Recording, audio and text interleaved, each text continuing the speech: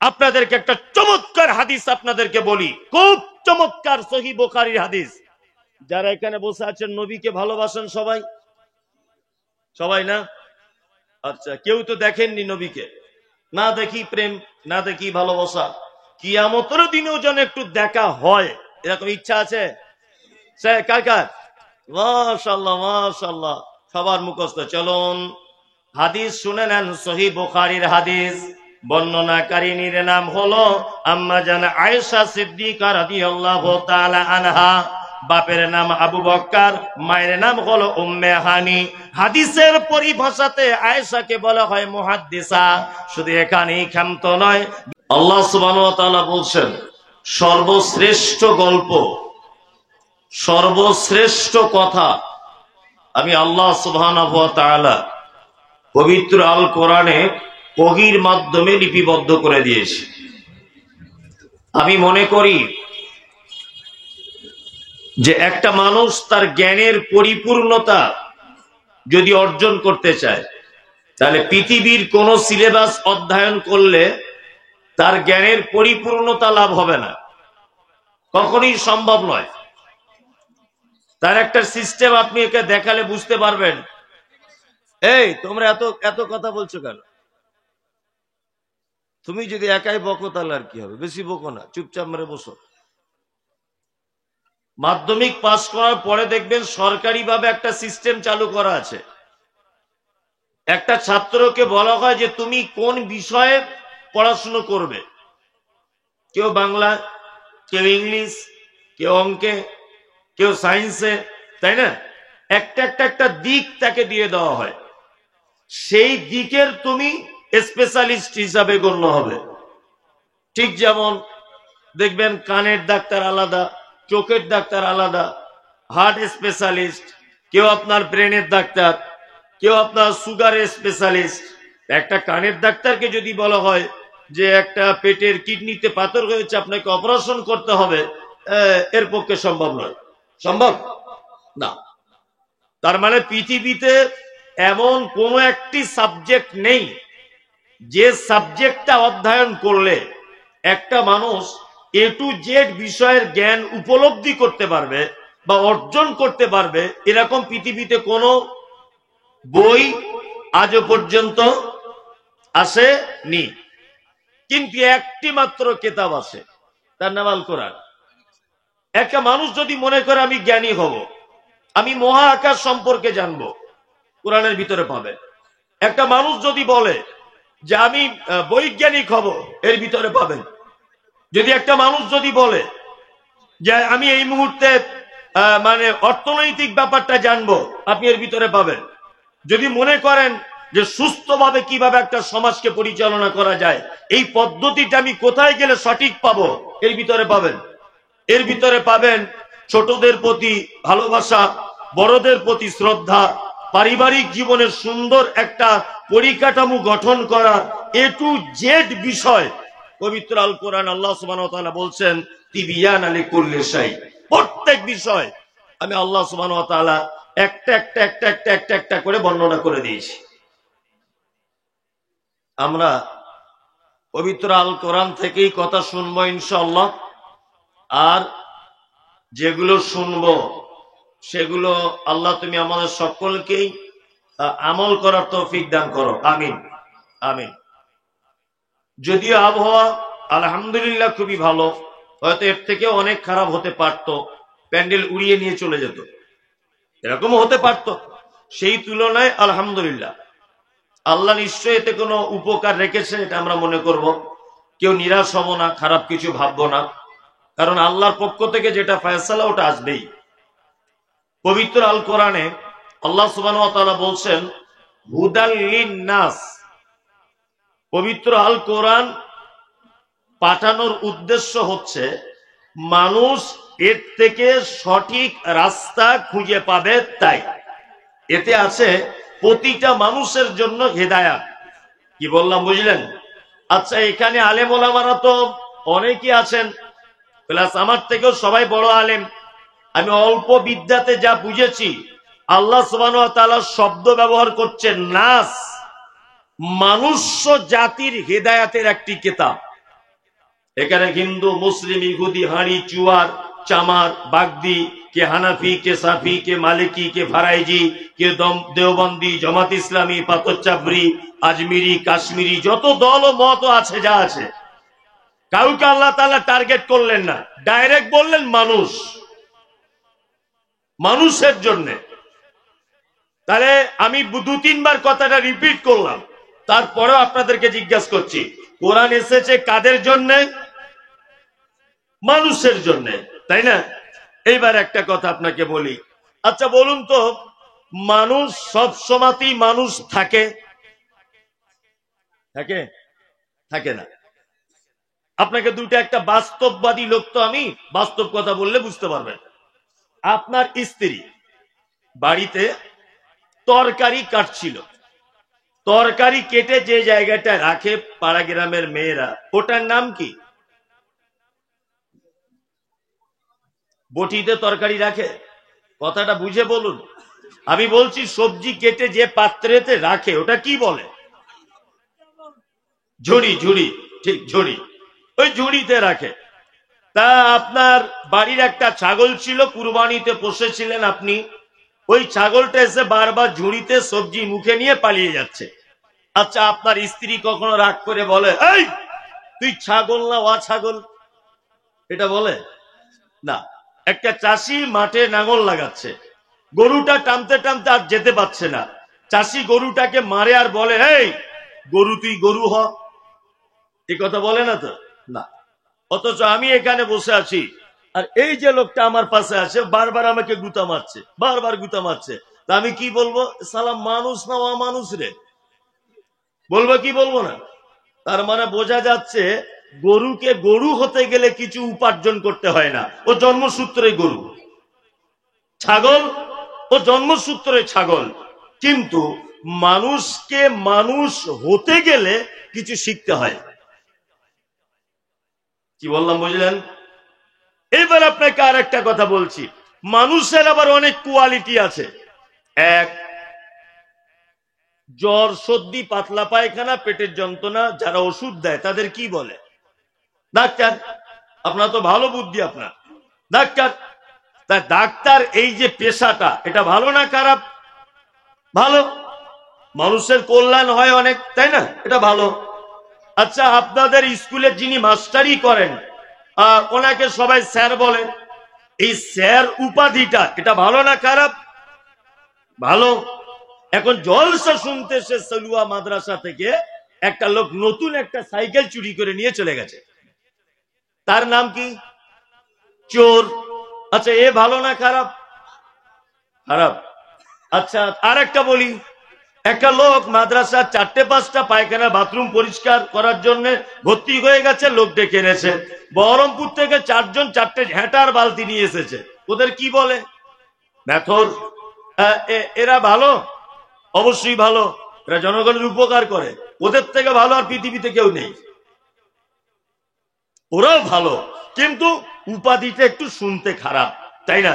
এবার আপনাকে আবার প্রথম থেকে বলছি, মাস্টার, ডাক্তার, চোর, মেথর, গুন্ডা, চিটিংবাজ, যত উপাধি আছে, এরা মানুষ সবাই না, আলাদা আলাদা এক একটা প্রাণী, সবাই মানুষ।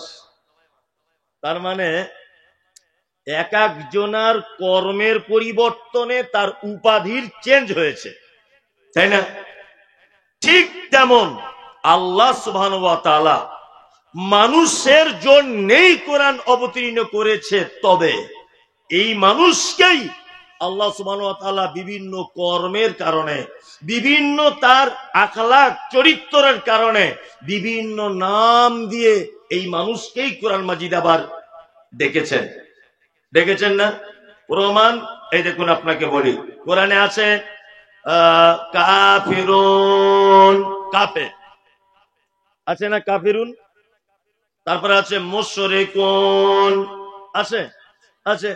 মুনাফিকুন আছে, আবার আছে মুমিনুন, মুত্তাকিন, মুফলিহুন, এসব আছে না? আচ্ছা, কাফের, মুশরিক, মুনাফিক, সালেহিন, মুফলিহুন, মুত্তাকিন, এই যত উপাধি আল্লাহ তাআলা পবিত্র আল কোরআনে বলছেন, এগুলো কি আলাদা আলাদা প্রাণী না সবাই মানুষ? সবাই মানুষ। ঠিক এখানে যেমন মর্যাদা ডিফারেন্স, ডাক্তারের মর্যাদা আলাদা, মেথরের মর্যাদা আলাদা, এখানে যেমন স্কুল মাস্টারের মর্যাদা আলাদা, চোরের মর্যাদা ধুমধাম খুশি, তাই না? ঠিক তেমন আল্লাহ সুবহানাহু ওয়া তাআলা একটা একটা শব্দের ব্যাপারে নিজেই তাফসীর করে দিয়েছেন আল্লাহ, যে এরা এরা কারা। তার ভিতরে আল্লাহ সুবহানাহু ওয়া তাআলা পবিত্র আল কোরআনে কিছু কিছু উপাধি দিয়েছেন খুব ভালো, যেমন মুমিনুন ভালো না? ভালো। মুনাফিকুন ভালো না? মুনাফিকুন ভালো না? খারাপ? হয়েছে খারাপ। মুনাফিক চেনেন? একটা একটা শব্দের একটু ব্যাখ্যা বিশ্লেষণ করে দিই। আবহাওয়া খারাপ, খুব চটপট করে বলছি আমি। এক, মুনাফিক চিনেন? চিনেন না? আমি আপনাকে বলে দিয়ে যাই মুনাফিককে। এক, এখানে আলেম ওলামারা আছেন, ভালো করে জানেন, এইখান থেকে তিন দিকে তিনটে রাস্তা গেছে। একটা গেছে ডোমকল, একটা গেছে ওই আপনার ভাকুড়ির মোড়ের দিকে, আর একটা এদিক দিয়ে ধরে গেছে, ধরে না লালগোলার দিকে চলে গেছে। এই মোড়টাতে আপনারা কি বলেন? তিন মাথা, চৌমাথা, তাই না? এরকম বলি না? বলি। তিন মাথা মানে যেদিকে তিনটে রাস্তা গেছে, চৌমাথা মানে যেদিকে চার দিক দিয়ে যাওয়া যায়। এই যে চৌমাথা বা তিন মাথা, আরবিতে এই শব্দটা বা এই জায়গাটার নাম হচ্ছে নিফাক। নিফাক মানে এই যে এটা হচ্ছে একটা রাস্তা, চৌমাথা, মুখটা। এখান থেকেই কথা বলা যাবে মোমেনের ব্যাপারে, এখান থেকেই কথা বলা যাবে বেঈমান হওয়ার জন্য, এখান থেকেই কথা বলা যাবে মিথ্যা, এখান থেকেই কোরআন তেলাওয়াত, এখান থেকেই পড়ে দুর্নাম, এখান থেকেই মানে গীবত পরনিন্দা। এই জায়গাটাকে বলা হয় কি? নিফাক।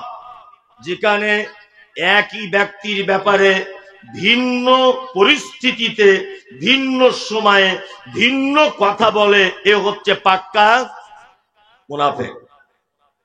একই ব্যক্তির ব্যাপারে শুধু একটুখানি ডিফারেন্স হলে দুই রকমের কথা। এরকম লোক আপনাদের সলুয়াতে নেই, আমাদের ওদিকে খুঁজলে পাওয়া যায়। যেমন আপনাকে একটা দৃষ্টান্ত পেশ করি। ফজরের নামাজ পড়ে মুসল্লি বার হচ্ছে, চাচা ইমাম সাহেবকে বলছে আসসালামু আলাইকুম, বলছে ওয়ালাইকুম আসসালাম। চাচা তখন বলছে 30 বছর নামাজ পড়ছি, আপনার মতো ইমানদার লোক আর আপনার মতো কণ্ঠস্বর এর পূর্বে আমাদের মসজিদে কোন ইমাম হয়নি। চাচা বলছে ফজরের নামাজের পর। এখন ইমাম সাহেবের স্ত্রীর মারাত্মক শরীর খারাপ, এমার্জেন্সি, বহরমপুর হাসপাতালে ভর্তি। ও কাউকে ছুটি টুটি না নিয়ে চটাম বাড়ি চলে গেছে। যে হাজি সাহেব ফজরের নামাজের পরে সালাম করে বলছিল আপনার মতো কণ্ঠস্বর ভালো না, আপনি পাক্কা ইমানদার লোক, আপনার মতো ইমাম সাহেব হয় না, সত্যি আপনার খুব সুন্দর সুনাম গ্রামে হাবিজাবি অনেক কিছু নাম টাম করছিল। ও জোহরের সময় হাজি সাহেব এসে দেখছে ইমাম সাহেব নাই, আর কাউকে বলেও যায়নি। হাজি সাহেব তখন নিজে নিজে নামাজটা পড়ে মসজিদের বাইরে এসে বলছে সব ভালো, হুটহাট করে চলে যাচ্ছে, পাল্টে দিলে হয় না? এ হচ্ছে পাক্কা মুনাফিক। একই পাক্কা মুনাফিক। একই ব্যক্তি জোহরের সময় একরকম বলছে, ফজরের সময় একরকম। একই মুনাফিক। মুনাফিকের সাধারণত দুনিয়াবি দৃষ্টিতে যদি আপনি দেখতে চান, এর মুখে হয় মধু আর অন্তরে বিষ। একই মুনাফিক। বাহ্যিক দৃষ্টিতে মুনাফিক দেখবেন কেমন করে? মুহাম্মদ সাল্লাল্লাহু আলাইহি ওয়াসাল্লাম তিনি বলেছেন আয়াতুল মুনাফিকে সালাসাতুন, মুনাফিকের বাহ্যিক দৃষ্টিতে তিনটে গুণ। কটা গুণ? তিনটা। এক, কথা বললে মিথ্যা কথা বলে। দুই, ওয়াদা করলে খেলাফ করে। তিন, প্রতিশ্রুতি দিলে ভঙ্গ করে। আর একটা রাওয়ায়াতে হাদিস এসেছে যে ঝগড়া মারামারি অশান্তি কিছু হলে অকথ্য ভাষাতে গালিগালাজ করে। এটা হচ্ছে মুনাফিক। মানে উপরে দেখতে পাবেন তার গুণগুলো। এখন সাহাবীগণ বলছেন আল্লাহ রাসূল, কোন লোক যদি মিথ্যা কথা না বলে, কোন লোক যদি ওয়াদা খেলাফ না করে, কোন লোক যদি তার আমানতের রক্ষা করে, কিন্তু লোকটা ঝগড়া করলে গালাগালি দেয়, তিনটে গুণ তার ভিতরে নেই, একটা গুণ আছে, ও কি মুনাফেক। ঘটনা ঠিক এরকম, ছোটবেলাতে আমাদের মা চাচিরা বলতো যে ফোঁড়া হলে ফোঁড়া টিপে তার ভিতরে একটা বীজ থাকে, বীজ বার করে দিতে হয়। ওরে বীজ যদি না বার করিস ওই ফোঁড়া আবার অন্য পাছাতে গিয়ে উঠবে, বলতো না? আর এখনো মা চাচিরা তাই বলে, তাই না? তার মানে বীজ না বার করলে ও আবার অন্য জায়গাতে গিয়ে উঠবে।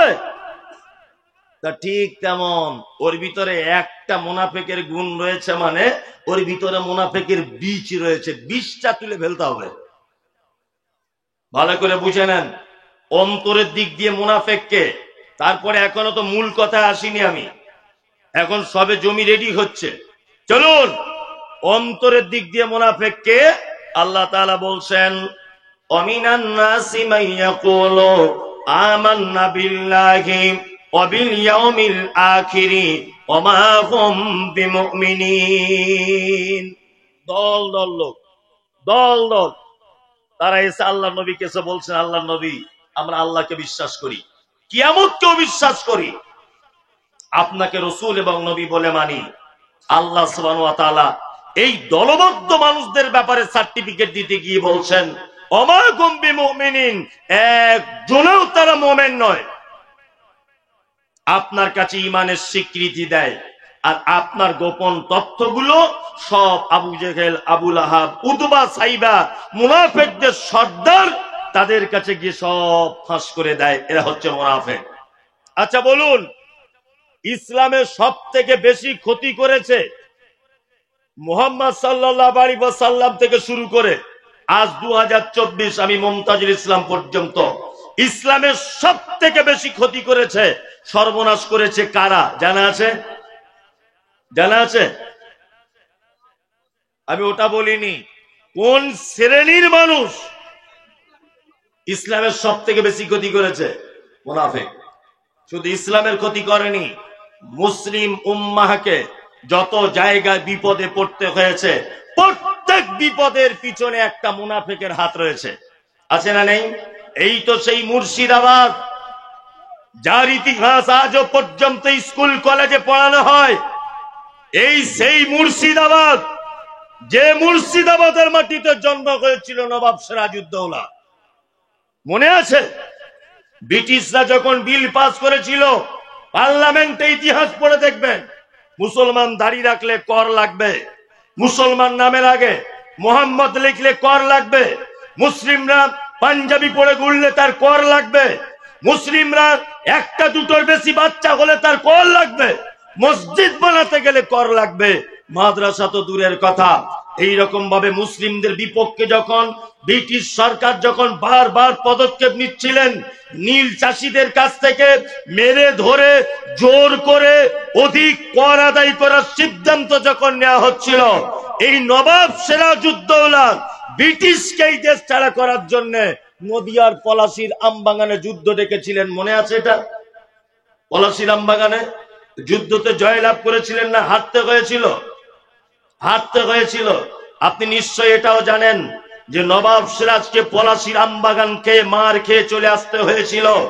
সব থেকে বড় যে লোকটার হাত ছিল তার নাম হচ্ছে মীর জাফর আলী, পাক্কা বদমাইশ লোক। এ থাকতো নবাবের সাথে, এ থাকতো নবাবের কাছে, নবাবের খেত, নবাবের ঘোড়ায় চড়ত, নবাবের বাড়িতে বসবাস করত, কিন্তু নবাবের সঙ্গে তার অঙ্গীকারবদ্ধ ছিল যে আমাদের গোপন তথ্য যা কিছু হবে ব্রিটিশদের কাছে পৌঁছানো যাবে না। পলাশীর আমবাগানে ওদেরকে আমরা রণকৌশলের মাধ্যমে পরাজয় করবই, তবে ছাড়বো ওদেরকে, বাংলা ছাড়া করব, ভারত ছাড়া করে দেবো ব্রিটিশকে। আজকে নদিয়ার পলাশীর আমবাগানে তার ফলাফল হবে।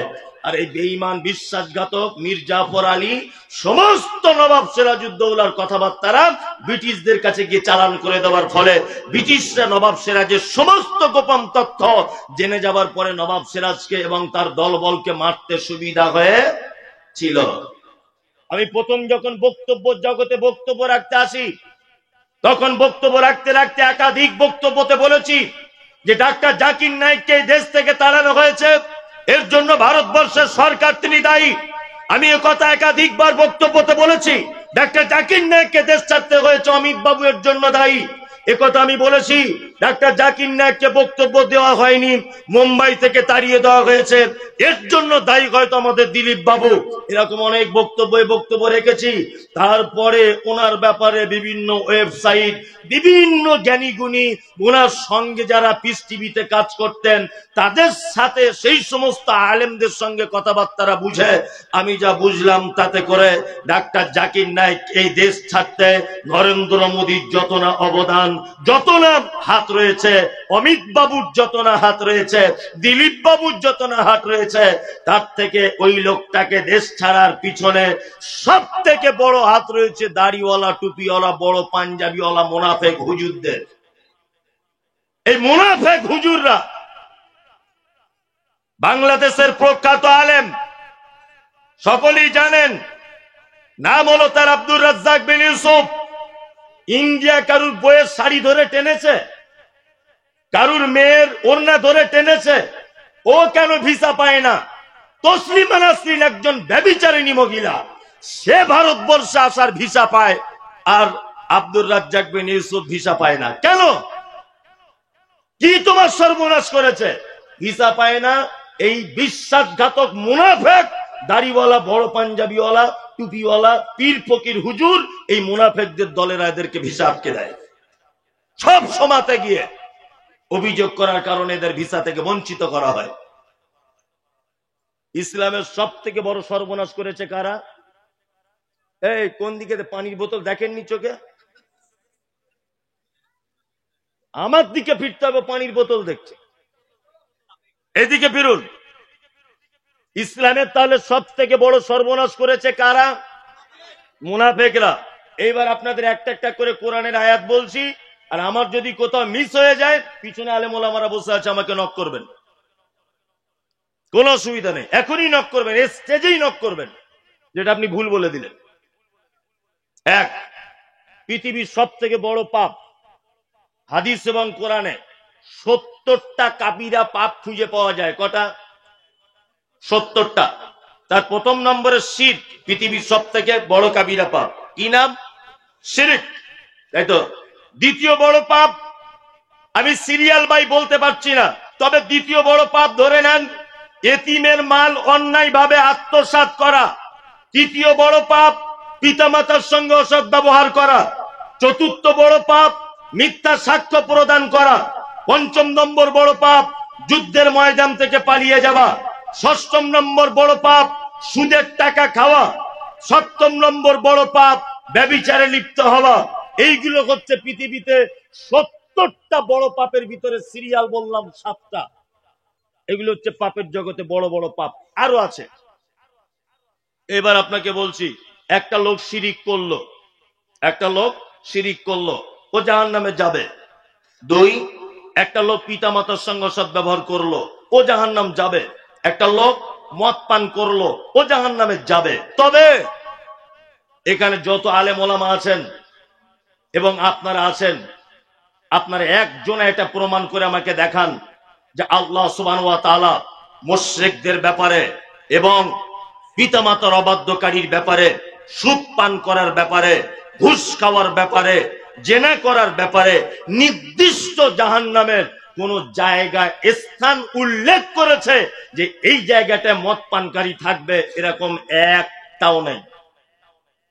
কিন্তু আল্লাহ সুবহানাহু ওয়া তাআলা মুনাফিকদের ব্যাপারে বলতে গিয়ে বলছেন, ইন্নাল মুনাফিকিনা ফিদ দারকিল আসফালি মিনান নার। নিশ্চয়ই মুনাফিকরা তো নিকৃষ্ট পাপী, যে ওদেরকে জাহান্নামের একেবারে নিম্ন স্তরে তলাতে রাখা হবে। শিরিক করেছে লোকটা, জাহান্নাম যাবে, স্বাভাবিক গতিতে জাহান্নামে থাকবে। পিতামাতার সঙ্গে অসদ্ব্যবহার করেছে, স্বাভাবিক গতিতে জাহান্নামে থাকবে। তবে যদি কেউ মুনাফিক হয়, তাহলে জাহান্নামের কোথায় থাকবে? একেবারে নিচে, তাই না? চলুন এবার আপনাকে আর একটা কোরআনের আয়াত বলে দিই। এক, আমি মুমতাজুল ইসলাম কোটি কোটি টাকার সুদ খেয়েছি, আমি মারা গেলাম আজকে রাতে, কাল জোহরের পরে আমার জানাজা হবে। আপনি জানাজা পড়লেন, ভালো করে বুঝবেন, আপনি জানাজা পড়লেন। আচ্ছা বলুন, মুনাফিকদের কেউ যদি মারা যায়, তাহলে তার জানাজার নামাজ পড়া যাবে কি যাবে না জানা আছে? একজনা বলছে যাবে, মানে যা বুঝেছে তাই বলেছে। মুনাফিকদের সর্দার ছিল কে? আব্দুল্লাহ ইবনে ওবাই। ঘটনাটা ভালো করে শুনবেন। আব্দুল্লাহ ইবনে ওবাই ইবনে সুলুল মুনাফিকদের সর্দার মারা গেল। মারা যাবার পর তারই বেটা, নাম তার আব্দুল্লাহ, আল্লাহর নবীকে সে বলছেন, আল্লাহর নবী আমি চাইছি আপনার গায়ের জামাটা একটু খুলে দেন, আমার আব্বার কাফন হোক। ভালো করে বুঝবেন, কার কার জন্য কাফনের জন্য জামা চাইছে? মুনাফিকদের সর্দার, তার বাপ মারা গেছে তাই। আল্লাহ নবী সাল্লাল্লাহু আলাইহি ওয়াসাল্লাম জামাটা খুলে দিলেন, যাও জামাটা নিয়ে যাও। হযরত ওমর তো রাগী মানুষ, হযরত ওমর রাগে একদম ফুলছে যে মুনাফিকদের একজন মারা গেল আর আপনি তার জন্য জামা খুলে দিচ্ছেন। জামাটা রেখে আসার পরে আব্দুল্লাহ আবার এসে বলছেন, আল্লাহ নবী আমি চাইছি আপনি আমার আব্বার জানাজার সালাত আদায় করাবেন। আল্লাহ রাসূল এইভাবে উঠলেন। যখন উঠেছেন, হাদিসে এসেছে, জিজ্ঞাসা করুন, পিছন দিক দিয়ে হযরত ওমর জামাটা ধরে রেখেছে এরকম ভাবে আল্লাহ রাসূলের। আল্লাহ রাসূল বলছেন, কি বাবা জামা ধরছো কেন তুমি? তখন হযরত ওমর বলছেন, আল্লাহ রাসূল আপনি কার জানাজা পড়তে যাচ্ছেন? ও তো মুনাফিকদের সর্দার। তখন আল্লাহ রাসূল বলছেন, আমাকে তো এই ব্যাপারে কিছু বলা হয়নি, তার মানে ওহী অবতীর্ণ হয়নি। এই কথা যখন আল্লাহ রাসূল বলেছেন, তখন হযরত ওমরের মনটা খুব খারাপ। ইস, আল্লাহ মানা করলো না আর আমি মানা করে দিলাম আল্লাহ রাসূলকে। এটা কঠিন ব্যাপার। আল্লাহ রাসূল জানাজার সালাত আদায় করালেন কার? মুনাফিকের। হযরত ওমর জানাজার সালাত আদায় করলেন মর্মে হাদিসের অংশে বোঝা যায়। ভালো করে বুঝবেন। আসাদুল্লাহ গালিব হাফেজাহুল্লাহ বাংলাদেশে তিনি বলেছেন যে হযরত ওমর ওই জানাজাতে উপস্থিত ছিলেন মর্মে বোঝা যায়। জানাজার পরেও হযরত ওমর ফারুক রাদিয়াল্লাহু তাআলা আনহু আল্লাহ রাসূলের সামনে যেতে পারছেন না, ভয় করছেন, লজ্জা বোধ করছেন, নিজেকে ছোট মনে করছেন যে আল্লাহ যেখানে ওহী নাজিল করলো না, অথচ আমি হযরত ওমর একটা ছোট মাপের মানুষ, আমি আল্লাহ রাসূলের জামা ধরে টানলাম যে আপনি মুনাফিকদের জানাজার সালাত আদায় করবেন না। এই দেখুন কোরআনে আয়াত অবতীর্ণ হলো, সূরা তাওবা আয়াত নম্বর 84। আল্লাহ তাআলা বলছেন, ওয়ালা তুসাল্লি আলা আহাদিন মিনহুম মাতা আবাদা। নবী, মুনাফিকদের ভিতরে যদি কেউ মারা যায়, কোশ্চিন কালেও আপনি তাদের জানাজার সালাত আদায় করবেন না। কোরআনের আয়াত অবতীর্ণ হয়ে গেল। তার মানে হযরত ওমরের রায় কি আল্লাহর দরবারে, মানে তার জ্ঞানের পারদর্শিকতা আল্লাহর দরবারে মারাত্মক গুরুত্ব পেয়ে গেল, তাই না? এই জন্য আল্লাহ রাসূল কি বলেছেন, আমি চলে যাবার পরে যদি কেউ নবী হয় বা যদি কেউ নবী হতো, কে হতো? হযরত ওমর। কেন? এই কারণে হতো হযরত ওমর, তার জ্ঞানের পারদর্শিকতা ওজন করে মাপে আনা যাবে না। হযরত ওমর বলেছিলেন আল্লাহ রাসূল মুনাফিকদের জানাজা যাবেন না। আল্লাহ রাসূল জানাজা পড়ালেন, কোরআনের আয়াত অবতীর্ণ হলো, ওয়ালা তুসাল্লি আলা আহাদিম মিনহুম মাতা আবাদা ওয়ালা তাকুম আলা কবরিহি। আরে মুনাফিকদের জানাজা পড়বেন না, এটা তো পড়বেন না, ওয়ালা তাকুম আলা কবরিহি, আপনি তাদের কবরে পর্যন্ত দাঁড়াতে পারবেন না। খুব হুঁশিয়ারি করে শুনুন, আপনার ভিতরে যদি মুনাফিকের ওই চিহ্নগুলো যদি থাকে, আপনার জানাজা পড়া পর্যন্ত হারাম। বুঝতে পারছেন মুনাফিক কত খাতারনাক চিজ? বুঝতে পারছেন?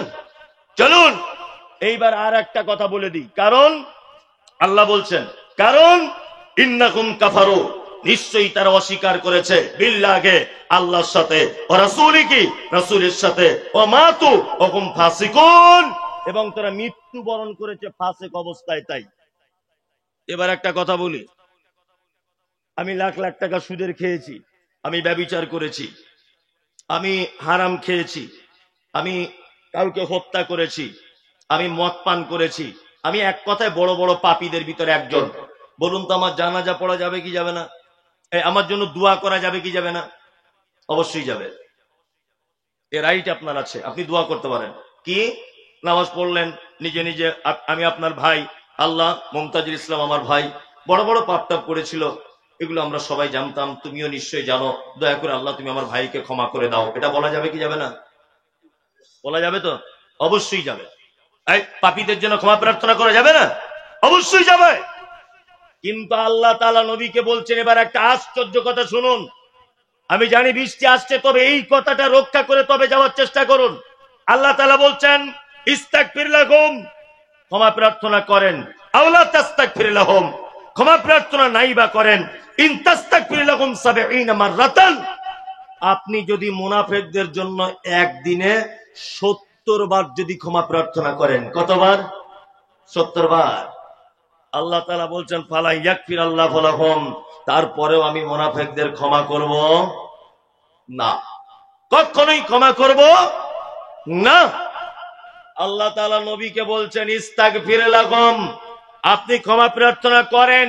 আওলা তাস্তাগফির লাহুম, যদি ক্ষমা প্রার্থনা নাই বা করেন, ইন তাস্তাগফির লাহুম ৭০ মাররাতান, আপনি যদি মুনাফিকদের জন্য ক্ষমা প্রার্থনা করেন দিনে যদি ৭০ বার, কতবার? আল্লাহ বলছেন, ফালাই ইয়াগফির আল্লাহু লাহুম, কখনোই আমি আল্লাহ, আপনি নবী যদি ৭০ বার দোয়া করেন, ক্ষমা প্রার্থনা করেন, তারপরেও আমি মুনাফিকদের ক্ষমা করব না। কি বুঝলেন আপনি? কিছু বুঝতে পারছেন? মাথায় কিছু ঢুকছে? তার মানে মুনাফিকরা এত খাতারনাক, নবী যদি তাদের জন্য দোয়া করে তবুও নবীর হাতকেও ফেরত দেওয়া হবে, আল্লাহ বলছে কথা। পাপীদের জগতে কত বড় পাপী বুঝতে পারছেন এরা? আল্লাহু আকবার। এবার আপনাকে আর একটা কথা বলে দিই, সেটা হচ্ছে এই, এখন মুনাফিকদের ব্যাপারে বলতে গেলে অনেক টাইম লাগবে। আচ্ছা, শর্টকাটে বলে দিই, মুনাফিক দেখতে পাওয়া যায় কোথায় জানা আছে? কোথায় দেখতে পাওয়া যায়? এটাও তো খুঁজে পাওয়া যায়, তাহলে পাবো কোথায়? এটা তো খুঁজে দেওয়া উচিত। আপনি সিনেমা হলে যান, সবাই শালি দুলা ভাই দুজনা ঠ্যাঙের উপরে ঠ্যাং তুলে দিয়ে, 20 কোস দূর से अगर कोई बच्ची रोते माँ कहती है कि बच्ची सो जा, गब्बर सिंह आ जाएगा। সোলে বইয়ের ডায়লগ শুনছে বসে বসে। যদি বলছেন আপনি দেখেন, আগে দেখেছি, যেটা সত্যি সেটা বললাম, আগে দেখেছি, যেমন মাদ্রাসাটা দেশে পড়তাম না, সেগুলো তো মনে আছে, ভুলিনি। এখন সোলে বই দেখছে বসে বসে শালি দুলা ভাই, ওখানে মুনাফিক নেই, সবাই মজা মস্তিতে ব্যস্ত। সিনেমা হলে কেউ মুনাফিক আছে? না। বাজার করতে যাবেন, বাজারে মুনাফিক নেই, সবাই আলু পেঁয়াজ বেগুন দাম দর করতে ব্যস্ত, তাই না? এখন আমি তো যা দেখতে পাচ্ছি, মুনাফিক এখন ৩-৪টে জায়গায় সব থেকে বেশি বাসা বেঁধেছে। তার ভিতরে ১ নম্বরে আল্লাহর ঘরে, মসজিদের ভিতরে। যদি বলছেন এটা কেমন কথা, এই আপনাকে বলছি এদিকে ফিরুন। ফরজ নামাজ মসজিদে পড়া ভালো না বাড়িতে পড়া ভালো? ফরজ মসজিদে। আর ইমাম সাহেব আসসালামু আলাইকুম ওয়া রাহমাতুল্লাহ, আসসালামু আলাইকুম ওয়া রাহমাতুল্লাহ, আস্তাগফিরুল্লাহ আস্তাগফিরুল্লাহ, আল্লাহু আকবার আল্লাহু আকবার, আল্লাহুম্মা আনতাস সালাম ওয়া মিনকাস সালাম, তাবারাকতা ইয়া যাল জালালি ওয়াল ইকরাম, রব্বি আইনি আলা যিকরিকা, যত রকমের আপনার জিকির আজকার আছে সব কিছু করলেন। তারপরে বাকি সুন্নত কোথায় পড়া ভালো?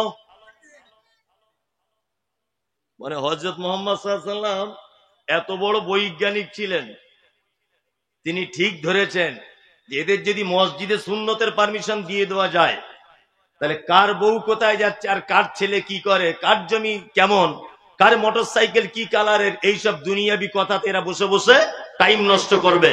ওই জন্য মসজিদে ফরজ নামাজ শেষ, বাড়ি চলে এসো, বাড়িতে সুন্নতের জন্য প্রস্তুতি নাও। আর আমরা মসজিদে তো সুন্নত পড়ি, আর বসে বসে ৪-৫ জন বুড়া মিলে বলছে একটা কথা বলবো তোকে, বলছে কি? বলছে মমতাজি মৌলবি কি করে মোটরসাইকেলটা কিনলো বলতো? তা আরেকজন বুড়ো তখন বলছে তুই শুনিসনি? বলছে না জানিনি তো। যে কলকাতায় কাজে গিয়েছিল, সারা ৫ লাখ টাকা ঝেড়ে নিয়ে এসছে। ও যে ঝেড়ে নিয়ে এসছে তোমার বাপ দেখতে গিয়েছিল? হ্যাঁ, একটা বইয়ের স্বামী মারা গেছে, তা তার কাগজপত্র ঠিক করছে, ডেথ সার্টিফিকেট তুলবে, এটা ওটা, তা ৪-৫ বার ও বহরমপুরে যাচ্ছে আর আসছে, সপ্তাহে ৩-৪ বার।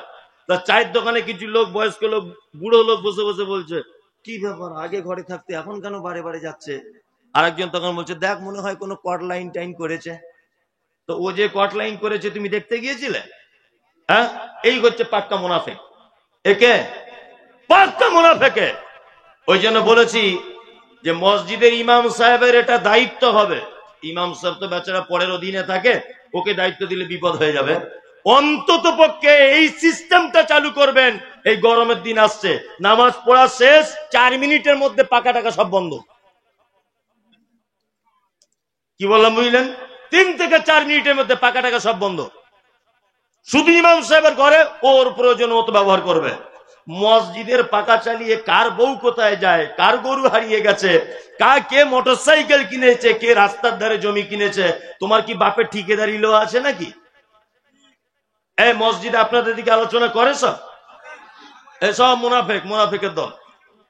আর আমি তো ইমাম সাহেবদের বলিয়ে দিয়েছি, তোমার চাকরির যদি কোনোদিন 12:30 বাজে, তো ওই লোকটার জন্য বাজবে যে লোকটা তোমার কাছে বসে সারাদিন গুজির গুজির সতীনের মতো গল্প করে, আর তোমার ভাত আর ওর ভাত ভাগ করে করে খায়, গলায় গলায় মিল, তোমার গোপন তত্ত্ব সব ও জানে। তোমার চাকরি যদি কোনোদিন যায়, ওই লোকটার কারণেই তোমার চাকরি সর্বনাশ হবে। ওই জন্য বলছি পীড়িত করা বন্ধ করুন। ইমাম সাহেব ভাইদেরকে বলছি, আমার কথা হয়তো মানে বয়স কম, শুনতে খারাপ লাগছে, কিন্তু কথা অতীব বাস্তব, একদম বাস্তব। আশ্চর্য ব্যাপার। আল্লাহ তুমি আমাদেরকে মুনাফিকি থেকে বাঁচাও, বলুন আমিন, বলুন আমিন, আমিন। মুনাফিক সাংঘাতিক জিনিস। চলুন আর একটা শব্দের একটু ব্যাখ্যা করে দিই। যদি অসুবিধা মনে হয়, গায়েটায় পানি পড়ে, একটু সরে বসবেন, বিশৃঙ্খলা করবেন না। এখন দেখুন একটা কথা বলি, হয়তো এরকমও হতে পারে যে সলুয়াদের আজকে পরীক্ষা চলছে, তাই না? পাড়ায় কেউ অসুখে পড়ে থাকলে আমরা কি বলি? ঠিক হয়েছে শালা, বড্ড বাড়াবাড়ি করছিলে, বলি না? 3-4 মাস বিছানায় শুয়ে আছে, কি বলি? ঠিক হয়েছে, বড্ড বাড়াবাড়ি করছিল, পাগল। ঠিক হয়নি। যার পরীক্ষা যত কঠিন, তার ফলাফল তত ভালো। ও 1 বছর যাবৎ বিছানায় পেচ্ছাপ পায়খানা করছে, মানে এটা ভেবে নিতে হবে আল্লাহ ওর জন্য জান্নাতের বড় একটা অংশ রেডি করে রাখছে। কি বললাম বুঝলেন? তা আজকে হয়তো আপনাদের পরীক্ষাটা একটু কঠিন হচ্ছে, ধৈর্য ধরুন, হয়তো এর থেকে রেজাল্ট অনেক ভালো হতে পারে। হয়তো কাল সকালবেলা কেউ দেখবেন 4 চাকা গাড়ি করে এসে বলছে সোশ্যাল মিডিয়াতে দেখে, 5 লাখ টাকা নিয়ে এসেছি, জাকাতের টাকা সুলিয়া মাদ্রাসায় দেবো। হতেও পারে, হতে পারে না? টিকিট লেগেও যেতে পারে। যাই হোক, তার মানে আপনারা অসহ্য হয়েন না, বসে যান। 1, 2 আর একটা উপাধির কথা বলি, মোশরেক। মোশরেক কোন? কোরআনে আছে না? আচ্ছা, কারা মোশরেক? কারা? একজন বলছে হিন্দুরা, বলছে হিন্দুরা। এই পাগল, হিন্দুরা মোশরেক নয়। এই ব্যাপারটা অনেক আলেম ওলামা আছে, ব্যাপারটা বুঝে না। আমি বলেছি অনেক, কারণ নাম করে বলিনি, তারা ব্যাপারটা বুঝেই না। মোশরেক বলতে হিন্দু, আমাদের বর্তমান সমাজে যত ধর্ম দেখতে পাওয়া যায়, আপনার হিন্দু, খ্রিস্টান, জৈন, ইহুদি, হাঁড়ি, চুয়ার, চামার, মেতর, বাগদি, ছুতর, যত আর কি দুনিয়ায় ধর্ম নামে পরিচিত আছে, এরা একজনা মুশরিক নয়। এরা হচ্ছে সব সাবেঈ। এরা কি?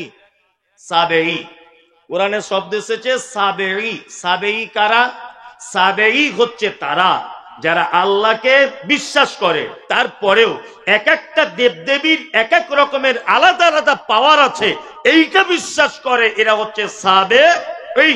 হিন্দু ভাইকে জিজ্ঞাসা করবেন এই বৃষ্টি দিচ্ছে কে, ও এক টেন্সে বলবে উপরওয়ালা, বলবে না? তার মানে ও জানে উপরে একজন আল্লাহ আছে।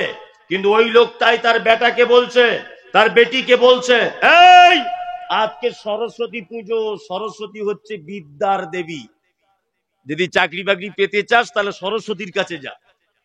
তার মানে চাকরি ডিপার্টমেন্ট আর লেখাপড়ার ডিপার্টমেন্টটা সরস্বতীর আছে, এটা ওর বিশ্বাস। আর যারা লহালক করে ব্যবসা করে, ওরা কি পূজা করে? বিশ্বকর্মা। মানে ওদের দামি বিশ্বকর্মার হাতে লহালক করে ডিপার্টমেন্ট আছে, তাই না? আর হিন্দু ভাইরা পুকুরে যখন স্নান করতে যায়, তখন দেখবেন এইরকম এরকম করছে না?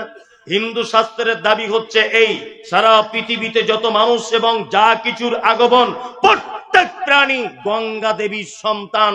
তার মানে একটা মানুষ কতদিন বাঁচবে, একটা মানুষ কতদিন পর মৃত্যুবরণ করবে, তার কতদিন পৃথিবীতে থাকা হবে, কতদিন অসুখে পড়ে থাকবে, কতদিন চাকরিজীবী হবে, কতদিন রিটায়ার করবে, এ টু জেড বিষয়ে গঙ্গা দেবীর ডিপার্টমেন্টে রয়েছে। ওই জন্য বুড়া লোক পানিতে নেমে এরকম করে বলতে চায়, মা গঙ্গা দেবী 70 বছর তো হয়ে গেল, আর অন্তত 10টা বছর বাঁচিয়ে দাও, কারণ ডিপার্টমেন্ট তোমার হাতে। এ হচ্ছে কি? সাবেঈ। যদি বলছেন মমতাজুল সাহেব মুশরিক কে, মুশরিক আমাদের ভিতরে। মুশরিক কারা? নামধারী মুসলমানদের ভিতরে। হিন্দু মুশরিক নয়, ইহুদি মুশরিক নয়, কলবিল যত আছে এরা কেউ মুশরিক নয়। মুশরিক কে? মুসলিমদের ভিতরে। প্রমাণ এই দেখুন, আপনাকে দেখাই। আল্লাহ তাআলা নবীকে বলছেন, নবী আপনি জিজ্ঞাসা করুন আবু জাহেলকে, কি আরে দিন এবং রাতের বিবর্তনের মালিক কে বলো। তখন আবু জাহেল বলছে দিন এবং রাতের বিবর্তনের মালিক আল্লাহ। আল্লাহ নবী সাল্লাল্লাহু আলাইহি ওয়াসাল্লাম জিজ্ঞাসা করছেন, চাচা বলো সুস্থতা এবং অসুস্থতার মালিক কে? বলছে আল্লাহ। তখন মুহাম্মদ সাল্লাল্লাহু আলাইহি ওয়াসাল্লাম বলছেন, চাচা আপনি তাহলে আল্লাহকে বিশ্বাস করেন না কেন? তখন আবু জাহেল বলছে, মুহাম্মদ শোনো, ঘটনা হচ্ছে এই, রাত দিনের বিবর্তনের মালিক এটা আল্লাহ আমি জানি, সুস্থতা অসুস্থতার মালিক আল্লাহ এটা আমি জানি, সবকিছুর একচ্ছত্র মালিকানার দায়িত্ব আল্লাহর এটা আমি জানি, কিন্তু তোমার আল্লাহকে ডাইরেক্ট পাওয়া যাবে না, 360টা দেবদেবীর পূজা করার মাধ্যমে তাকে পেতে হবে। বর্তমান ভারত, পাকিস্তান, বাংলাদেশের অজস্র মুসলমানদের এই আকীদা আছে, আল্লাহকে ডাইরেক্ট পাওয়া যায় না, পীর হুজুরের মাধ্যমে, ফকিরের মাধ্যমে, তবে আল্লাহকে পাওয়া লাগবে, ডাইরেক্ট আল্লাহকে পাওয়া যাবে না। আমি বক্তব্য রেখেছি, ডাইরেক্ট আল্লাহকে পেতে হবে, কোন মাধ্যমে নয়। আমার এগেইনস্টে মুর্শিদাবাদের একজন বক্তব্য রাখছে আর বলছে মমতাজুল ইসলামের জন্মের ঠিক নাই। কেন রে বাবা? আমার জন্মের সমস্যার কারণ কি? আমার আব্বা মা দুজনে সুস্থ, জন্মের কেন সমস্যা হবে? মনে মনে ভাবছি। তারপরে বলছো জন্মের ঠিক নাই, এই কারণে বিয়া দেবো, জানে গাছে উঠতে গেলে ডাল ধরে উঠতে হয়। আমি তারপরের বক্তব্যে বলে দিয়েছি, ওরে বিয়াদব, সব গাছের কি আর ডাল থাকে? মমতাজুল ইসলাম নারকেল গাছে ওঠে, তোর যে গাছে ডাল আছে ও গাছে উঠবো না। কি বলছি বুঝতে পারছেন? তোর যে গাছের ডাল আছে ও গাছেই আমি উঠবো না। এটা হচ্ছে দলিল। কি দলিল? বলছে গাছে উঠতে গেলে ডাল ধরে উঠতে হয়। এবার আমি আপনাকে একটা কথা বলি, আমার ছেলে অসুস্থ, সত্যি নয় বোঝানোর জন্য, আমার ছেলে অসুস্থ, আমি ব্যাঙ্গালোরে নিয়ে যাব চিকিৎসার জন্য। তা আমি ওখানকার ভাষা টাষা বুঝি না, আর আমি অশিক্ষিত লোক। তা এই গ্রামের সোহেল ভাই ছাড়া তো আমার আর বন্ধু কেউ নেই। সোহেল সালাবি হচ্ছে আমার প্রিয় বন্ধু আর কি, মানে বক্তা জগতে ওর আর আমার মতো বন্ধু নাই, আলহামদুলিল্লাহ। তা আর ওর আমার অনেক স্মৃতিও লুকিয়ে আছে, অনেক।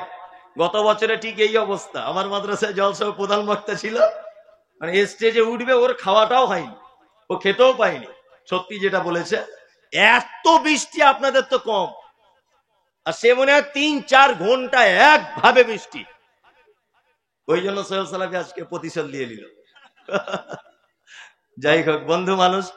তা সোহেল সালাফি শুনেছি ব্যাঙ্গালোরে ডাক্তার দেখাতে নিয়ে যায়, বোঝানোর জন্য বলছি। তা আমি অশিক্ষিত লোক, আমি এসে সোহেলকে বললাম, সোহেল ভাই চলুন দুজনে মিলে একটু ব্যাঙ্গালোরে যাব। ধরে নেন ওর সাথে আমার পরিচয় নেই, ওর লোক নিয়ে যাওয়া আসা কাজ করে। সোহেল আমাকে তখন বলছে আমি নিয়ে যাব আর ওখান থেকে ফেরত আনবো, সব খরচাপাতি আপনার, কিন্তু আপনি প্রত্যেক দিন আমাকে একটা মিস্ত্রির দাম দিবেন 700 টাকা করে। আমি বললাম ঠিক আছে ভাই, তাই করুন। আচ্ছা, এরকম ঘটনা ঘটে কি ঘটে না? ঘটে। আচ্ছা বলুন, লোক দালাল ধরে কখন? বিপদে পড়লে। এতক্ষণ এই বুঝলে, অপরিচিত এবং না জানার কারণে, তাই না? আমি জানি না, ও নিয়ে একটু ডাক্তারদের সঙ্গে কথাবার্তা বলিয়ে দেবে, তাই তো? তাহলে না জানার কারণে হলে তখন দালাল ধরতে হয়, যেটাকে খারাপ বাংলাতে বলছে দালাল ধরতে হয়, তাই না? আর দালাল ধরতে হয় কখন? আমার বেটা চাকরির পরীক্ষা দিয়েছে, সবকিছু রেডি, অফিসার বলতে পারছে না যে 3 লাখ টাকা লাগবে, এটা বলতে পারছে না, তখন কাগজে লিখে দিয়েছে তোমার সবকিছু ফাইনাল। এই তোমার পাছায় কি আছে? বলছে পাছায় একটা কালো দাগ আছে স্যার। ইংলিশে লিখে দিয়েছে পাছায় কালো দাগ, ক্যান্সেল। আচ্ছা বলুন, আমার ছেলে মাস্টার হবে, মাস্টার হওয়ার জন্য পাছায় কালো দাগে অসুবিধা করবে? করবে না। আসলে পাছায় কালো দাগ নয়, মাস্টার বলতে পারছে না যে 3 লাখ লাগবে। আর আমার কাছে এসেছে, তা আমি তো ইংরেজি বুঝি না, তার একজনের কাছে গিয়ে বলছি ভাই দেখুন তো কি লিখেছে। বলছে পাছায় কালো দাগ আছে সামান্য একটা। বলছে হ্যাঁ। বলছে ওই জন্য চাকরিটা হলো না। আমি তখন চলে গেলাম ওই নিয়ামত এমএল এর কাছে। গিয়ে বলছি ভাই এরকম এরকম ব্যাপার, আমি সেই বক্তা মমতাজুল ইসলাম, আপনি তো চেনেন, আমার ছেলে চাকরি হচ্ছে না কেন? তখন আমার ছেলে যখন ওর কাছে গিয়ে পরিচয় দিচ্ছে আমি মমতাজুল ইসলাম বক্তার বেটা, ও তখন বলতে চাইছে বুঝতেই তো পারছি আসলে পাছায় দাগ নয়, তোমার আব্বাকে পরে ফোনে কথা বলতে বলো। পরে ফোনে কথা বলছি, তখন বলছে যে সবই তো বুঝতেই পারছেন, ওখানে মাল করে কিছু মেরে দেন, ভালো করে বুঝবেন। তা ওই লোকটা চাকরির জন্য 5 লাখ চেয়েছিল, আমি ভাইকে ধরলাম, নিয়ামত ভাইকে, ওইটা কমিয়ে 1.5 লাখে চলে এসেছে। আচ্ছা বলুন তো, মাঝখানে লোক ধরতে হয় কখন? যখন মানুষ সমস্যায় পড়ে, সমাধান করার কোনো উপায় থাকে না, তখন বিশেষ ব্যক্তিদের কাছে আশ্রয় নিতে হয় আমাদের, তাই না? ঠিক তেমন সলুয়া গ্রামে আপনার নাম আব্দুর রহমান, এটা আল্লাহ জানে কি জানে না যে সলুয়াতে আব্দুর রহমান বলে একজন আছে? এটা আল্লাহ জানে কি জানে না? জানে। তা আল্লাহর সাথে যখন আমার আগে থেকেই পরিচয় হয়েই আছে, তাহলে মাঝখানে আমি পীর ফকির দালাল ধরতে যাবো কেন? হ্যাঁ, দালাল ধরার কোনো প্রশ্নই ওঠে না, ওঠে? কোনো প্রশ্ন ওঠে না। আল্লাহু আকবার। আল্লাহ তুমি আমাদেরকে দালাল থেকে বাঁচার তৌফিক দান করো, আমিন আমিন। আল্লাহ সুবহানাহু ওয়া তাআলা মুশরিকদের ব্যাপারে পবিত্র আল কোরআনে কি বলছেন? ওই একই সূরা, ওই যারা ছাত্র আছো আয়াতগুলো ভালো করে দেখে নেবে, বক্তব্য দিয়ে দিবে জুম্মার দিনে, খুব সুবিধা হবে। চলুন, একই সূরা, সূরা তাওবা আয়াত নম্বর 114, আল্লাহ তাআলা 113, আল্লাহ তাআলা বলছেন মুশরিকদের ব্যাপারে, মা কানা লিন নবিয়্যি ওয়াল্লাযীনা আমানু আইয়াস্তাগফিরু লিল মুশরিকিন। কোন নবী এবং ইমামদারদের জন্য উচিত নয় যে মুশরিকদের জন্য ক্ষমা প্রার্থনা করবে। ওই জন্য আমি তো বলে দিয়েছি যে পীরের দরবারে যাওয়া তো দূরের কথা, পীরের জন্য ক্ষমা চাওয়াও হারাম।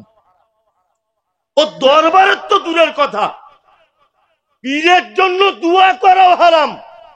কারণ পীর যদি এটা বলে গিয়ে থাকে যে আমি মারা গেলে আমার মাজার করবে, তাহলে অবশ্যই ও মুশরিক। ও কি মুশরিক? মুশরিক হচ্ছে সেই যে আল্লাহর সমস্ত ক্ষমতা জানার পরেও পৃথিবীর অসাধু মানুষদের ব্যাপারে তার ধারণা হয় যে স্রষ্টাকে একা পাওয়া যায় না, এর মাধ্যমে পেতে হয়, একই মুশরিক।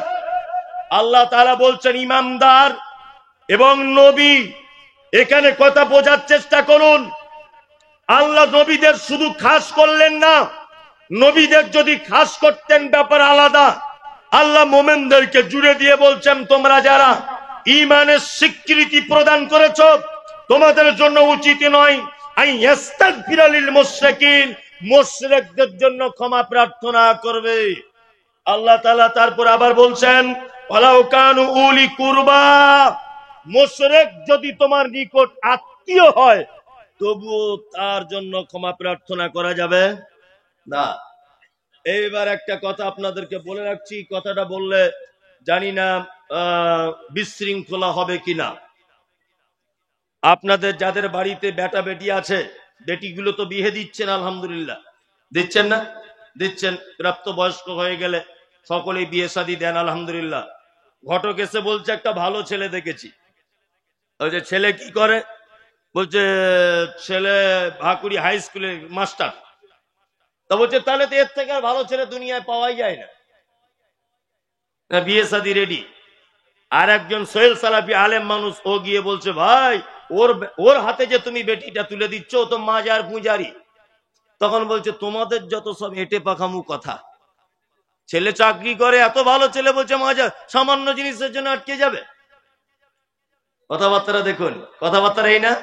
আরে গোলাম হোসেন, আপনার মেয়ে তো মুশরিক হতে চলেছে, আপনার মেয়ে তো মুশরিকা হতে চলেছে।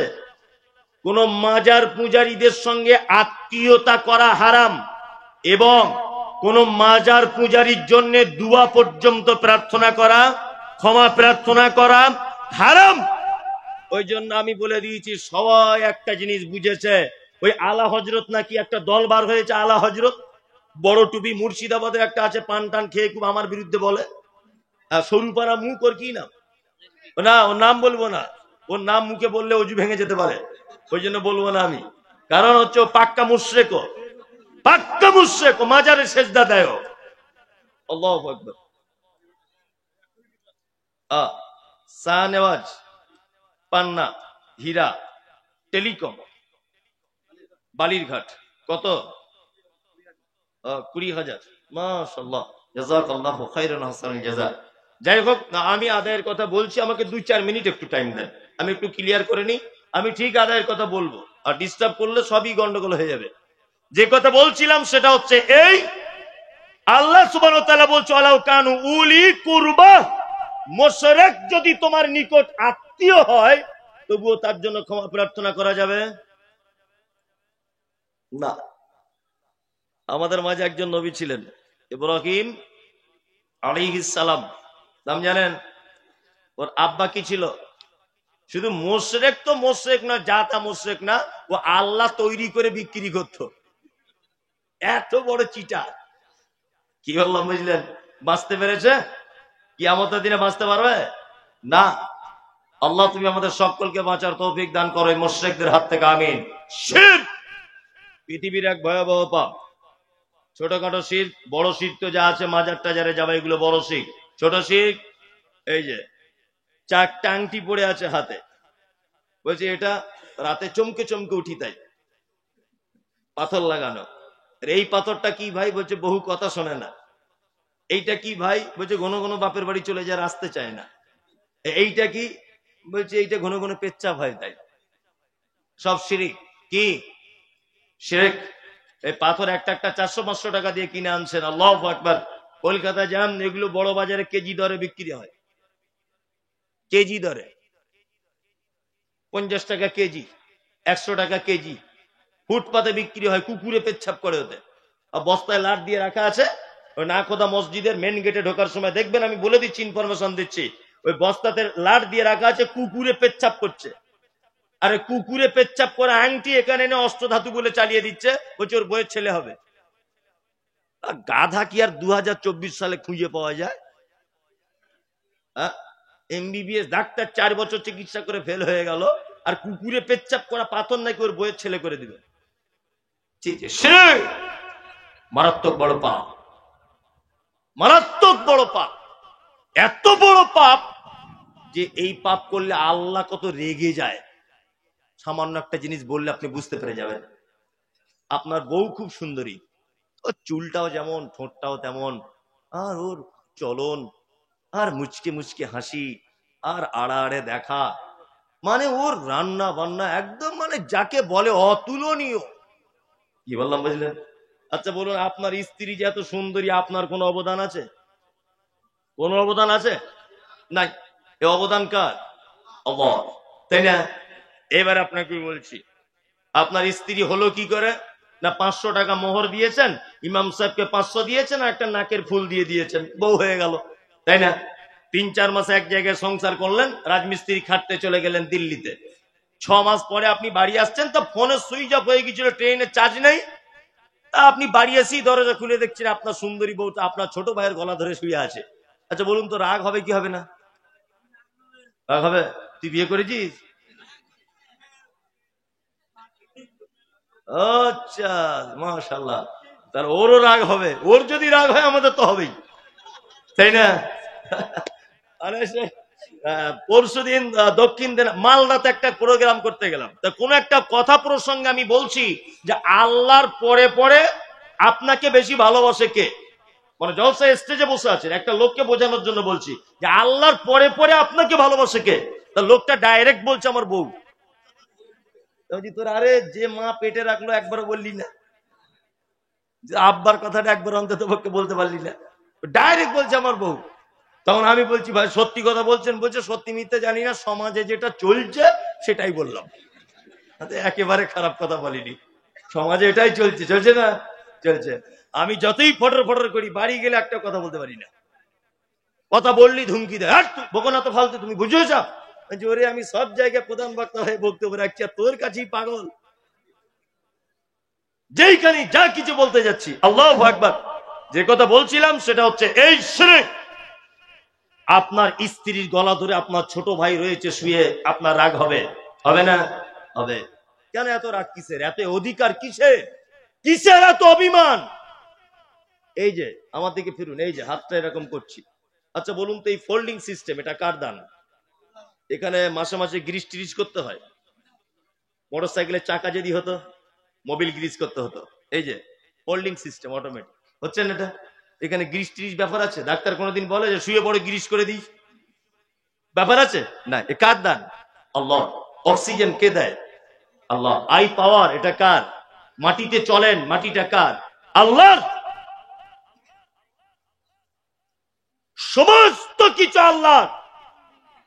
ইমাম সাহেবকে 500 টাকা সোনার একটা আংটি আর লাল শাড়ি দিয়ে এত অধিকার যে তোমার স্ত্রী তোমার নিজের ছোট ভাইয়ের গলায় হাত দিলে তোমার রাগ হয়, অন্য পর পুরুষের দিকে মিষ্টি করে কথা বললে তোমার রাগ হয়, 3-4টে জিনিস দেওয়ার পরে যদি এত অধিকার তুমি খাটাতে পারো যে আল্লাহ তোমার গোটা বডিটা দান করেছে, যার অক্সিজেন তুমি নাও, যার সূর্যের তাপ গ্রহণ করো, যার চাঁদের রোশনি গ্রহণ করো, যার রাত্রি আরামে তুমি ঘুমাও, যার বৃষ্টিতে তুমি ধান চাষ করো, যার জমিনে তুমি চলো, সেই আল্লাহকে বাদ দিয়ে অন্য কারোর গলা যদি আপনি ধরতে যান, আল্লাহ রাগ করবে কি করবে না? করবে, করবে। এর নাম শিরিক। মুশরিক বলে দিলাম, মুনাফিক বলে দিলাম। কমিটির কি এটা একটা প্রশ্ন করেছে, ওটা পরে বলছি।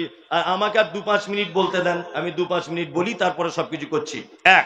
এবার একটা ভালো উপাধি দিয়ে দিব, তার নাম মোমেন। কি নাম? আমরা সবাই মোমেন হবে ইনশাল্লাহ। ওই কারা কারা হাত তুলুন তো, বুঝে হাত তুলবেন, কিন্তু না বুঝে তুলবেন না। আপনি তো জানেন এর ভিতরে কি জ্ঞানাকল আছে। চলুন, মোমেন হতে গেলে কি লাগে? আল্লাহ বলছেন, ইন্নামাল মুমিনুনা আল্লাযীনা ইযা যুকিরাল্লাহু ওয়াজিলাত কুলুবুহুম ওয়া ইযা তুলিয়াত আলাইহিম আয়াতুহু যাদাতুহুম ঈমানাও ওয়া আলা রাব্বিহিম ইয়াতাওয়াক্কালুন।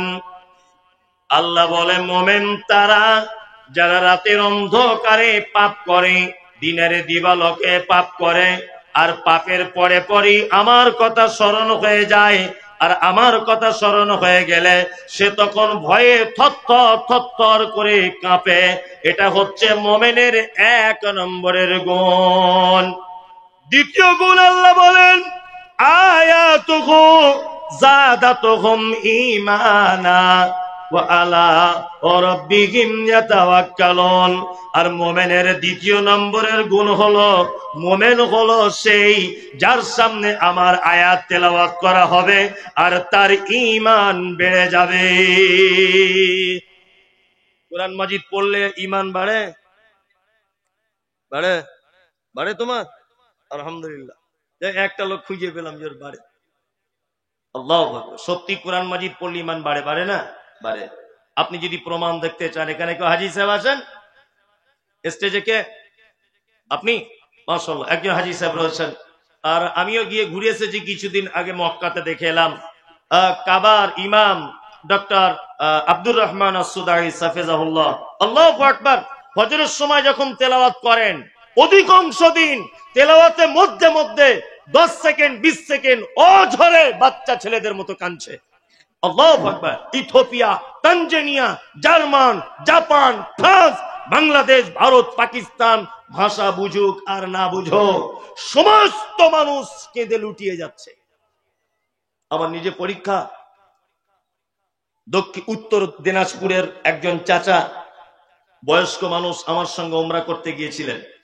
বয়স্ক, বয়স হলেও মোটামুটি আমার মতো ছেলেকেও এক ঘুষিতে উড়িয়ে দিবে, মানে চাষি বাসি মানুষ, ক্ষমতা মানল, কিন্তু নিরক্ষর, লেখাপড়া জানে না লোকটি, কোন দোয়া দরুদ কিছু জানে না। কিন্তু যখন তওয়াফ করতাম কাবাতে, যখন তওয়াফ করতাম, ও পিছন দিক দিয়ে আমার জামা ধরে রাখতো, বারবার আমার জামাটা টেনে ধরে রাখতো। আমি বলতাম, চাচা আপনি আমার জামা কেন ধরছেন? তখন উনি বলতেন যে জামা এই কারণে ধরছি যে আমি অশিক্ষিত লোক, যদি হারিয়ে যায় তাহলে আরবি ভাষা বুঝি না, আমি বাড়ি যেতে পারবো না। তো আমার জামা ধরে থাকতো, যতক্ষণ থাকতো। আজান হয় কাবায়, আর সঙ্গে সঙ্গে তওয়াফ বন্ধ হয়ে যায়, সবাই কাতারা দিতে শুরু করে দেয়। আমিও দাঁড়িয়ে আছি, আমার ডান দিকে দাঁড়িয়েছে উত্তর দিনাজপুরের ওই চাচা, অশিক্ষিত লোক, কোরআন জানে না।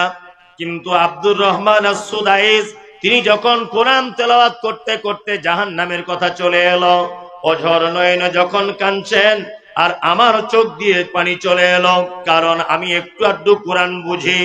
আর আমার পাশে চাচা দাঁড়িয়ে আছে, অশিক্ষিত লোক, চাচার চোখ দিয়ে দেখছি পানি। আর বাচ্চা ছেলের মতো ডুকরিয়ে ডুকরিয়ে চাচা যেন কাঁদতেছে। নামাজ শেষ হয়ে গেল, চাচাকে বললাম, চাচা আমি না হয় আলেম মানুষ, কোরআন বুঝেছি তাই কেঁদেছি, সত্যি করে বলো দেখি তুমি কেন কাঁদেলে? চাচা তখন বলছে, মমতাজুল তুমি আমার বেটার থেকেও ছোট তোমার বয়স, তারপরেও তোমাকে তুমি বলে বলছি, শুনে রেখে দাও। 50 বছর আমি আজকে নামাজি, কিন্তু কোনদিন কোরআন শুনে যে হৃদয় গলে যায় কোনদিন যায়নি। আজকে কাবা শরীফের ইমামের তেলাওয়াত শুনে আমার ঈমানটা এমন বেড়ে গেল যে আমি আর থাকতে পারলাম না, আমার চোখ দিয়ে পানি চলে এলো। আমি কাবা থেকে বার হয়ে চাচার জামার দিকে তাকিয়ে দেখছি জামাগুলো সব বুঝে গেল। আমি তখন বললাম, আল্লাহ তুমি কোরআনে বলেছো আয়াতুহু যাদাতুহুম ঈমানা ওয়া আলা রাব্বিহিম ইয়াতাওয়াক্কালুন। আল্লাহ বলে মুমিন সে পৃথিবীর কোন আবৃত্তি কোন কবিতা শোনালে সে শুনবে না, তার সামনে যখন কোরআনের আয়াত যখন দেওয়া হবে আল্লাহ বলছেন যাদাতুহুম ঈমানা, সাথে সাথে তার ঈমান বেড়ে যাবে। আল্লাহু আকবার, ঈমান বেড়ে যাবে কোরআন শুনলে। আমাদের এই তো রমজান মাস আসছে, আর মনে হয় 1 মাস পরই রমজান, তাই না? তারাবি নামাজ হচ্ছে, ইমাম সাহেব আল্লাহু আকবার, বেতের টেতের সবকিছু নিয়ে 1 ঘন্টা 15 মিনিট লেগেছে। তা মুসল্লিরা বাহিরে এসেই বলছে, হ্যাঁ কোনা টিম ইমাম সাহেব পাল্টাও, এত আস্তে আস্তে কিরাত করলে হয় নাকি? ইমাম সাহেব পাল্টে দাও। ইমাম সাহেব একটু বেশ সুর করে মাখরাজ সহকারে তেলাওয়াত করছে, তাই ইমাম সাহেব কমিটির চাপে চলে গেছে। ওর অপরাধ কি না, সঠিকভাবে কোরআন তেলাওয়াত করে মাখরাজ সহকারে, টাইম একটু বেশি লাগে। আর একটা ইমাম এসে তখন বলছে যে বেতন টেতন সব ঠিক। আর একজনকে জিজ্ঞাসা করছে, ভাই কি ব্যাপার, 15টা রোজাতে আগের ইমাম চলে গেল, রমজান মাসে ইমাম চেঞ্জ হয় না? সেই লোকটা তখন বলছে, ইমাম গিয়েছে একটা কারণে, নামাজ পড়াতে খুব দেরি করে, কেরাত খুব স্লো। এ বুঝতে পেরেছে তো মাদ্রাসায় পড়া ছেলে, আর মাদ্রাসায় পড়া ছেলে আল্লাহু আকবার, ও যদি এই রাস্তা দিয়ে যায় আর ইবলিস শয়তানও যদি দেখে তালবিলিম আসছে, ও 30 কিলোমিটার দূরে ওদিক থেকে যাবে। কি বললাম বুঝলেন না? মানে সব খারাপ মাল এক জায়গায়, হয়তো ভালো মাল আলামিন মিশনে দেয়। কথা বাস্তব না বাস্তব? ভালো মাল সব আলামিন মিশনে, তৌহিদ একাডেমি, আল হেলাল মিশন, ওই অমুক মিশন তমুক মিশন। খারাপ মাল গ্রামে টেকে যাচ্ছে না, আম চুরি করে জাম চুরি করে, এর ওর জমি থেকে আঁক কেটে খেয়ে লাগে, গ্রামে বিচার চল, চলিও মাদ্রাসায় চল, তোকে আর পাকড়াতে পারছি না। তার ভিতরে আমি একজন। কি বললাম বুঝলেন? তা আল্লাহু আকবার, মাদ্রাসার ছেলেটা এসে বুঝতে পেরেছে, তার মানে যত তাড়াতাড়ি তারাবি পড়ানো যায় তত ভালো, এদের কাছে আমি ইমাম হব। আল্লাহু আকবার, আলহামদুলিল্লাহ আমি আল্লাহু আকবার। টোটালে 25 মিনিটে শেষ। তো নামাজিরা বলছে, এই হচ্ছে শালা বাপের বেটা হাফেজ।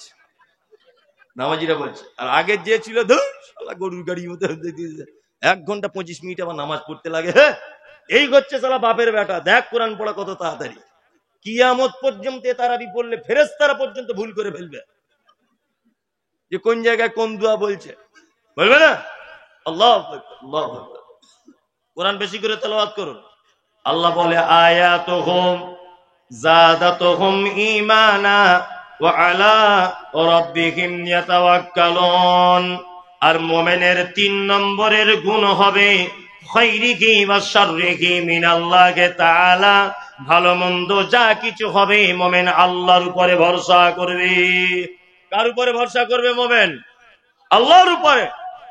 4 নম্বরে আল্লাযীনা ইউকিমুনাস সালাত। আল্লাহ বলে মুমিন সেই যে সালাত আদায় করবে, নামাজ পড়বে 5 ওয়াক্ত। 5 ওয়াক্ত নামাজ পড়েন? এই কারা কারা 5 ওয়াক্ত পড়েন? কারা 5 ওয়াক্ত গুলো সবাই হাত তুলুন, তাহলে চোর ধরা পড়বে।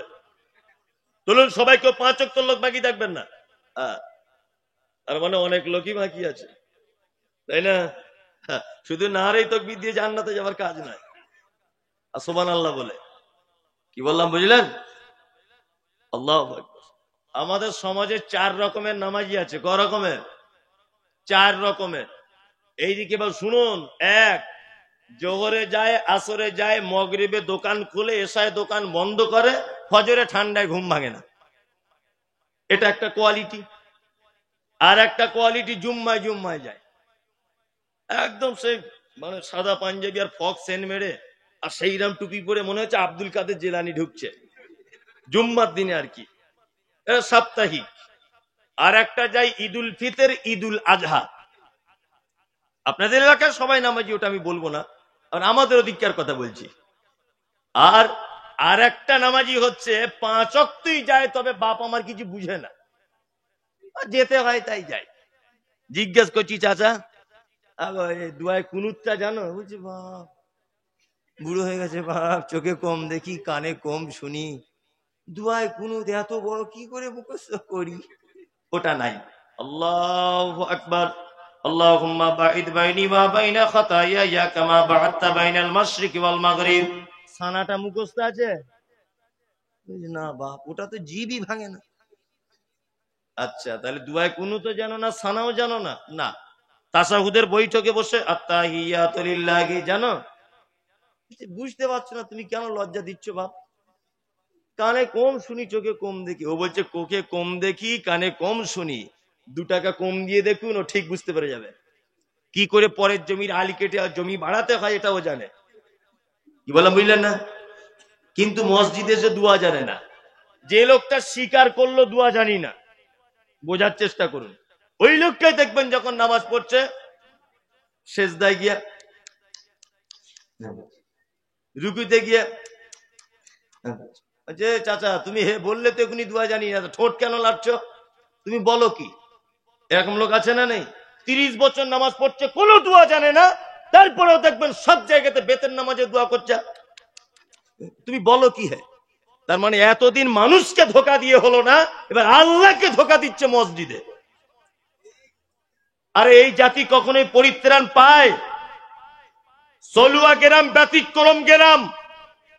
যে জাতি তার জলসার দিনে 10 কুইন্টাল জিলাপি বিক্রি হয়, 50 কুইন্টাল বাদাম বিক্রি হয়, অথচ একটা বইয়ের দোকানদার দোকান লাগিয়েছে, তার 20টা দুয়ার বই বিক্রি হয় না। এ জাতি দিশি বাদাম খুঁজে পাবে, সঠিক ইসলাম খুঁজে পাবে না।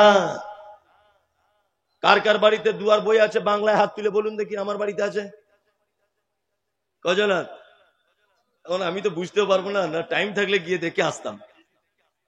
তার মানে যা হাত তুলেছে তাতে করে 75% মানুষের বাড়িতে নেই।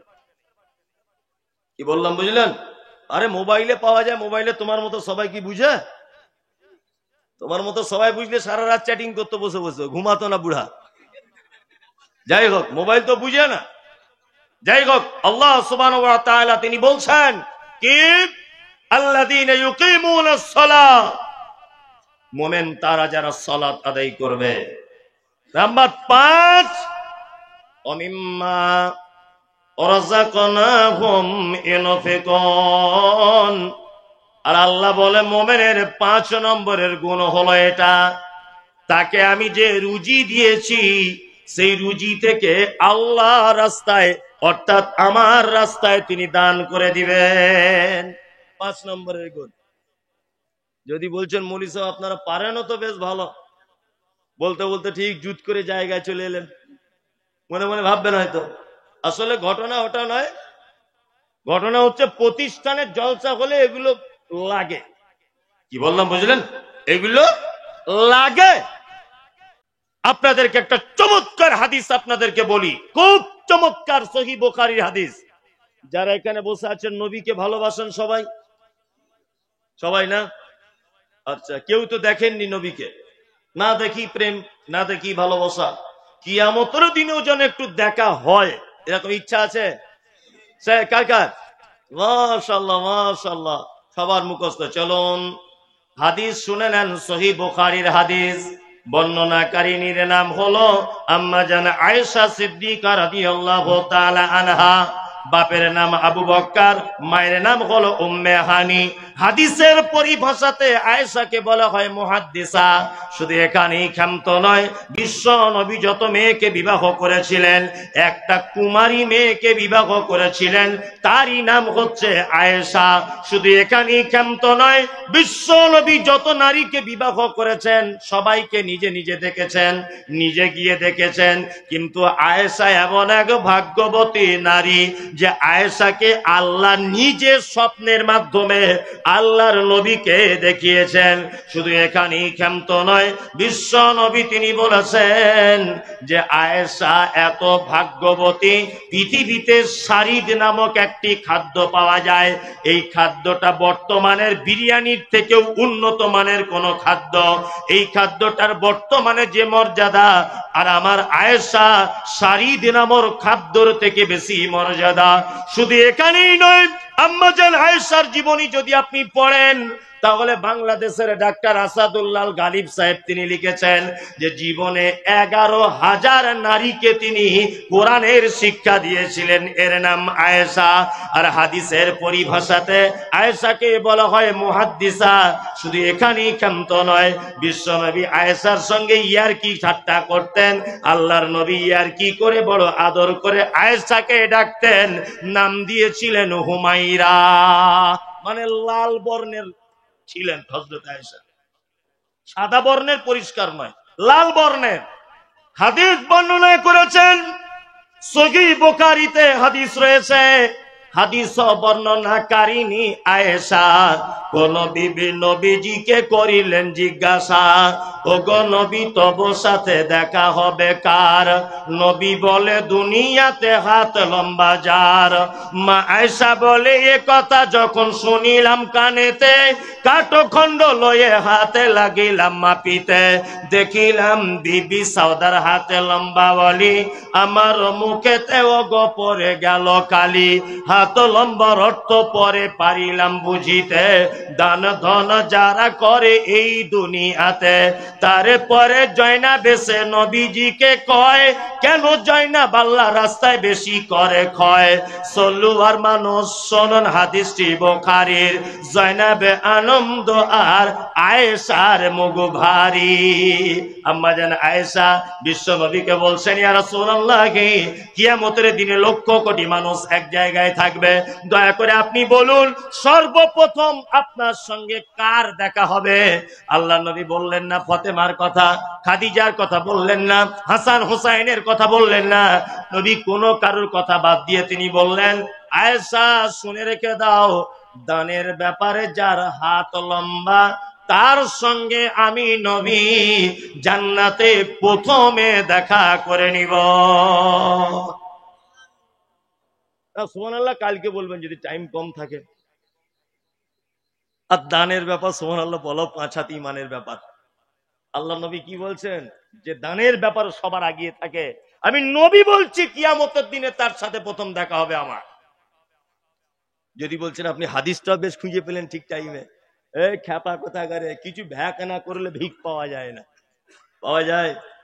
আমি বাসে করে যখন আগে জলসা করতাম ধুলিয়ান, ওই বাস স্ট্যান্ডের ওখানে একজন মেয়ে ছেলে ও থাকতো, ও ওই এইখানে সব সময় দেখছি ব্যান্ডেজ করা।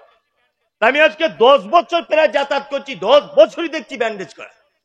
তাই আমি বলছি, আরে ভাই তোর কি ব্যান্ডেজ আর খুলবি না, আর শুধু ভিক্ষা চায়। তা আমার একদিন রাগ হয়ে গেছে, ওখানে আমার একটা বন্ধু আছে সিটু, সোহেল ভাই জানে, সিটুর চায়ের দোকানে ওকে ঢুকিয়েছি। ঢুকিয়ে সিটুকে বলেছি, সিটু একটা দড়ি বার করো আর 3-4 হাত টাইপের একটা লাঠি, তোর আজকে পা অপারেশন করে ছাড়বো। ও তখন বলছে, মুড়ি সাহেব আমাকে মারবেন না। কেন রে? 10 বছর টাকা ঝেড়েছিস আমার কাছে, মারবো না। মানে সত্যি করে বল কি হয়েছে? তখন বলছে, মুড়ি সাহেব এমনিতে ভিক চাইলে শালা কেউ দেয় না, ওই জন্য বাড়ি থেকে যখন আসে একটু আখের গুড় লাগিয়ে নিয়ে আসি। টাটকা গুড় যদি মাছিতে পায়, মাছি বসবে না? বসবে। মাছি টাছি বসে, আর লোক মনে করে কাল কি অ্যাক্সিডেন্ট হয়েছে, 10-20 টাকা করে দেয়, বাজার ভালো হয়। তার মানে ভ্যাক না করলে ভিক পাওয়া যায় না। এই গ্রামটার নাম সলুয়া, তাই না? সলুয়া গ্রামের একটা ছেলে, তার নাম আশরাফুল, গরিব ছেলে। ও গ্রামে ভিক্ষা করে, তার প্রতিদিন চাল হয় 1.5 কেজি 2 কেজি, বেশি হয় না। আর ওই পাশের ভাকুড়ি থেকে একটা মেয়ে এই গ্রামে ভিক্ষা করতে আসে, তার প্রতিদিন চাল হয় 15-16 কেজি। এখন মেয়ে ছেলেটা মনে মনে, গ্রামের ছেলেটা ভাবছে যে আমি গ্রামের ছেলে, আমার 1.5 কেজি, আর ও বাগির গ্রাম থেকে আসে, ওর হয় 15 কেজি, হয় কি করে? নিশ্চয় ভিক্ষা করার কোনো ব্যাপার আছে। এখন ও মাদ্রাসার এই গেটের সামনে দাঁড়িয়ে আছে যে ওই মেয়েটা কখন আসবে দেখবো।